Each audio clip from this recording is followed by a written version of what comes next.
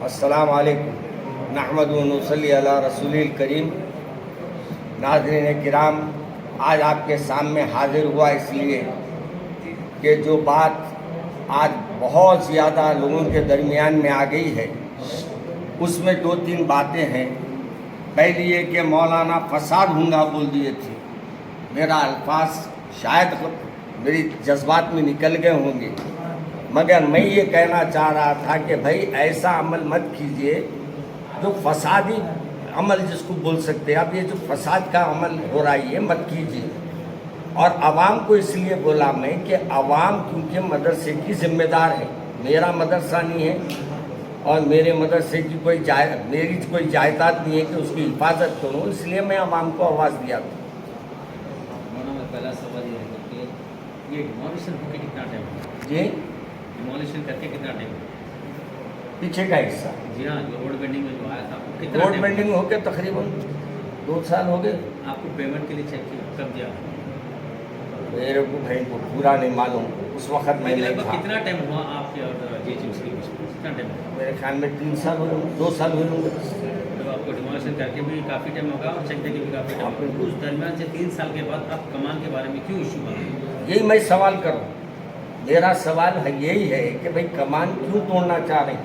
इतने साल हमारी कमान हमने बनाए, दीवार ने उठाए, यही उम्मीद थी कि भाई कमान को जितनी हो सके रियायत करेंगे, गुजारिश करके रुकाएंगे, बस यही थी बात। मगर अचानक ये आके ये बोल दिए कि भाई हमको कमान तोड़ना है। अच्छा, वो मेरे को नहीं मालूम, वहाँ ऑफिस में बोल दे के चले गए। ऑफिस वाले भी हमारे को ये नहीं, मैं पूछ रहा हूँ बार बार, कोई नोटिस दिए क्या, कोई इत्तला दिए क्या? कोई इत्तला की कोई बात नहीं कह रहे, कोई भी नहीं बताए। सिर्फ ये बताए भाई आके बोल के गए, बस इतने ही हुआ। वही टाइम पे बोल दिए, वही टाइम पे तोड़ दिए वो लोग। नहीं, एक दिन पहले आके बोले बोल रहे जी। कौन सुने, वो जवाब नहीं। अच्छा, और कितना मौलाना के ऐसा सोशल मीडिया पे ऐसे बात है कि मौलाना इतना पैसा लेने के बावजूद भी एक गैर जिम्मेदारी हरकत करें, कमान तोड़ने से रोका जा रहा है, तो किस हद तक की कमान तोड़ना चाहिए या नहीं? देखिए, मैं गैर जिम्मेदाराना गुफ्तगू नहीं करता। मैं खुली बात कह रहा हूँ कि मैं आज भी वो लोगों से रिक्वेस्ट करता हूँ कि आज भी वो ट्रैफिक उतनी नहीं है कि कमान तोड़ना पड़े। अगर आज भी आप मदरसे की कमान को रखें तो आपको थैंक यू अदा बोलूँगा। और अगर ज़रूरी है तो मैं उसके बारे में ये नहीं बोलता कि मत तोड़ो, तोड़ना ज़रूरी है। अगर आप पैसे दे दिए हैं, आप इकरार कर रहे हैं और वो लेने वाले आज है नहीं हमारे दरमियान, तो आपका इकरार हमारे को यकीन है कबूल कर लेंगे, तोड़ दीजिए आप। जिस टाइम डिमोलिशन की बात की थी उसमें कमान का भी कुछ इंक्लूड था उसमें? देखिए भाई, उस वक्त मैं मदरसे को जाते ही नहीं, और ये पैसे आए, पैसे बैंक में जमा हुए, मैं उस वक्त भी मदरसा नहीं जाता था। मेरे भाई जब दुनिया से रुखसत हुए तो मैं मदरसा जाने लगा, और उस वक्त मेरे को मालूम हुआ इतना अमाउंट है। ये नहीं मालूम कि कमान तोड़ने का उसमें शामिल है या नहीं, ये नहीं। उस दरमियान आप किसी से बात कर रहे हैं कुछ टाइम के लिए, वक्त के लिए? किसी भाई वो मैडम आते थे, मैडम बोले थे कि भाई तोड़ने के वक्त देखेंगे।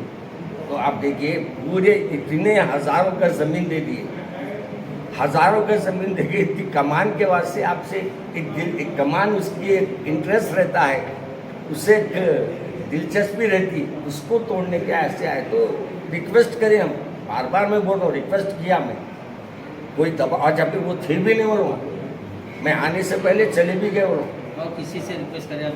हाँ, किससे? भाई हुकूमत से भी रिक्वेस्ट करा मैं। हमारे महमूद अली साहब को, होम मिनिस्टर साहब को रिक्वेस्ट किया फ़ोन करके, और हमारे रहमत बेग साहब को भी फ़ोन करके रिक्वेस्ट किया, MLC फारूक साहब को फ़ोन किया, रिक्वेस्ट किया, सबसे रिक्वेस्ट किया। मैं ये नहीं बोला नहीं तोड़ना, नहीं बोला, मैं रिक्वेस्ट कर रहा हूँ आप ज़रा रुका सकते तो रुकाइए। कल के दिन अगर कोई ऐसी बात हुई कि ऐसे कमान को गिराना चाहिए, तो आप उसको क्या बात करेंगे? देखिए, अगर मेरे भाई कि बस यानी मरहूम हमारे भाई साहब अगर लिख के दे दिए हैं और वो तोड़ना ज़रूरी है तो उससे इनकार भी हम नहीं करेंगे। नहीं रहने के बावजूद भी अगर ऐसा तोड़ाने की अगर कोशिश की जाएगी। देखिए अब हमारे को जो मालूम हो रहा है बोल के मालूम हो, हाँ हाँ अब जब मालूम हो गया है बोल जी। के ओके थैंक यू, नहीं तोड़े तो थैंक यू, तोड़े तो भी थैंक यू। इस बात में सोशल मीडिया पर कोई एक साहब आपका जातीय तौर पर आप लोग के बीच में आया कुछ खतराबाजी का? आई मैं मेरे को खुद अफसोस हो रहा, मैं हजरत को बहुत अच्छे अंदाज से हमेशा सुना हूँ। अब ये बात सुन के उनकी ज़बान से मेरे को हैरत हुई और मैं उनकी तकरीर का कई जगह हवाला दिया। ऐसे लोग अब मेरे पे रिमार्क कर रहे तो अब मैं क्या बोल सकता हूँ, मैं अल्लाह पे छोड़ दिया। तो कमान कभी भी अगर कोई डिमोशन करने आए तो आपको कोई इनकार नहीं मैं कोई इनका नहीं है, क्योंकि ऑलरेडी बात सामने आ गई कि तोड़ने का है, इजाज़त दिए हुए हैं, तो ऑलरेडी बात आ गई के बाद अब मैं क्यों उसको रोकूँ। आपका जो अल्फाज जो था फसाद हो जाएगा तो उसको तो आप पहले मरतबा में बोल दिए हैं, तो ये आप किस तरह से देखा जाएगा? आपको क्या फसाद आप बोले हैं या फसाद हो जाएगा बोले हैं या फसाद कर? देखिए भाई क्या मैं जाएगा? मैं एक इंसान हूँ, मैं मेरे बाबा की मदरसे की जिम्मेदारी मेरे पे है। मेरे दिमाग से ये आया कि कुछ लोगों को बुला के रुकाने की कोशिश करूँगा, समझे ना। आप ये फसाद ये हरकत क्यों कर रहे हैं भाई, ये मेरा बोलना था। और ये है कि भाई आप ऐसा मत करो कि जिससे दिलों में एक नफरत पैदा हो जाए। अच्छा, आपका बोलने का अंदाज था कुछ ऐसा था कि बोलना में कुछ तेजी में निकल गया, टेंशन से आपको कुछ निकल गया होगा, उसके लिए मेरी माजरत हूँ। मैं खुला अपनी बात को मान लिया, मैं अपनी गलती को मान लिया, मैं कोई उसमें है नहीं। मैं अगर गलती किया हूँ, गलत बात बोला हूँ, वो कबूल करूँगा।